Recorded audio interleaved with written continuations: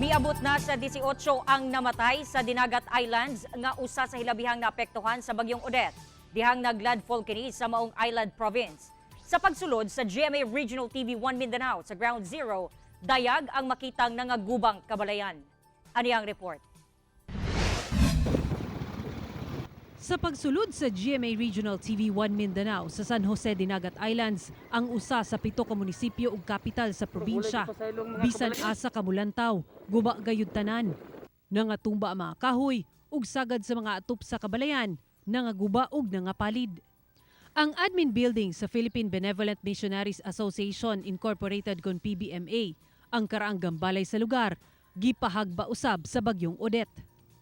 Matud sa mga residente, kusog kaayo ang hangin ug wala gayud sila magdahom nga makalingkawas pa. Nervyos. Tinghadlo ka.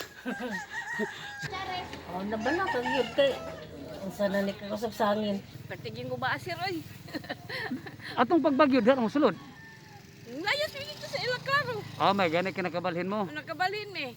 Ug wala mo nakabalhin basi maapektuhan mo no. Diha ra gid unda gid mi. Pero ang timog nga sir mo nakakuan ana. Nakapagbali bitaw. Pagbali. O pagbali na. Kusog bagyod. Ako sug kay gid oy. Pati kusuga sa hangin. Piting kusuga gid.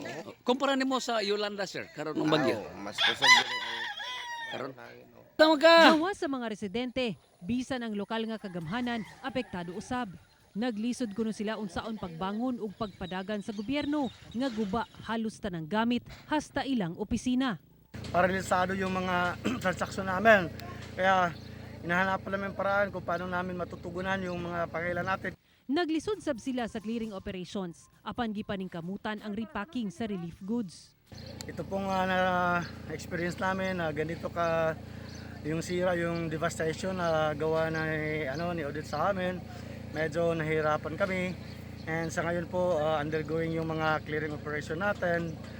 And of course, yung mga repacking ng mga relief goods natin, undergoing din tayo sa ngayon. Sa ilang tala, mukabat sa kapin 23,000 kabanay ang apektado sa isla.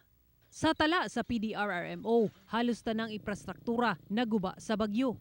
Sa kasamtangan, miabot na sa 18 ang patay, 181 ang samdan ug usa ang missing. Parain pa ang pagkuha og detalye sa ubang lugar sama sa Loreto, Albur, Melgar ug Libho. Ako si Sara Hilomen Velasco para sa 1 Mindanao.